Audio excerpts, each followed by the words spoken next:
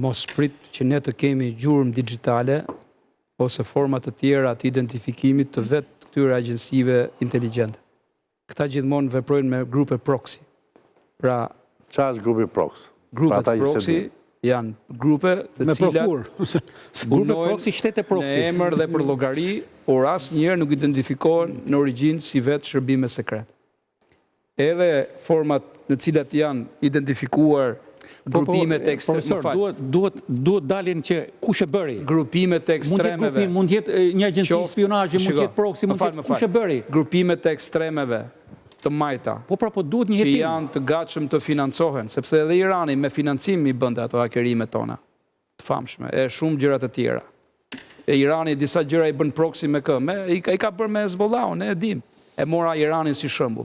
Por rasti për cilin flitet, pavarësisht se ka pasur një gjuhë deri diku antisemite gjithë të kohë për konfliktet që po ndodhin në Gaza, duhet dini diçka që aktualisht ndodhemi përpara, siç e dim, se nuk ka marrë të bëj këtu kokën e madhe, po siç e dim që Macroni do ta tërheq presidentin Trump drejt një linje të ashpër ndaj Rusisë.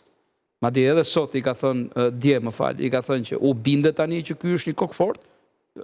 Pra erdhe, po vjen në linjën tonë. Dhe të gjitha këto janë pjesë e një oferte që po i bëhet Trumpit, që nga linja e butë e negociatave që s'po funksionon, të kalojmë të një linjë deterrente tjetër, më së shumti me forma të tjera, gjysmë ose të plota ushtarake. Dhe kjo e ka friksuar Rusin. Dhe nga ana tjetër, kemi një profil kriminal në këtë rast. Kush është profili? Profili është i 2007-ës. Këta punojnë me të njëjtën mënyrë. Pra bëjnë shutdown-e, bllokojnë shërbimet, është e njëjta formë. Thjesht kësaj radhe nuk i kanë bërë siç e bërë në 2007 në Lituani. I kanë bërë me forma të operative të lëvizshme mobile që quhen. Që janë këto aparatura të fuqishme që krijojnë një fushë të madhe elektromagnetike që bëjnë shutdown gjithë aparaturat. Edhe sot, edhe një aparaturë kaq e vogël, sepse shpikjet kanë ardhur duke u rritur nga viti në vit, ta vendosësh aty, këtu ngelim pa energji elektrike, nuk punon as celulari, bllokohen gjitha komplet. E ti ngel pa shërbime, ja këtu në këtë sallë ku jemi kaq të vogël. Jo më të flasim për shërbime inteligjente që financat i kanë mbi 10 miliard dollar sot që flasim ne. Vetëm financat e këtyre institucioneve. Okej. Androna?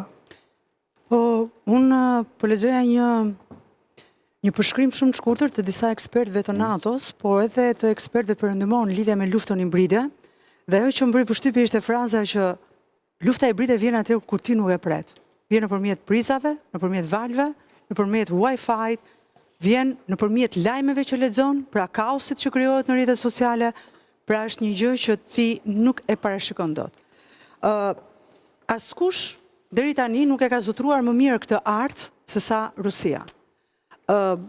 Mendoj që këtu kemi edhe teori konspirative, që mund të jenë që disa forca të tjera synojnë që të krijojnë, le të themi, atë ditën zero duke planifikuar se si mund të reagoj njerëzimi përballë sulmeve të tilla, ku nuk mund kemi një kresh elektrik, kemi një rënje të sistemeve lëvizse e të tjera. Po këto ngelen akoma në kuadër të teorive konspirative që hidhen shpesh, po që është edhe mendoj që është dhe një realitet i ri, i cili po vjen.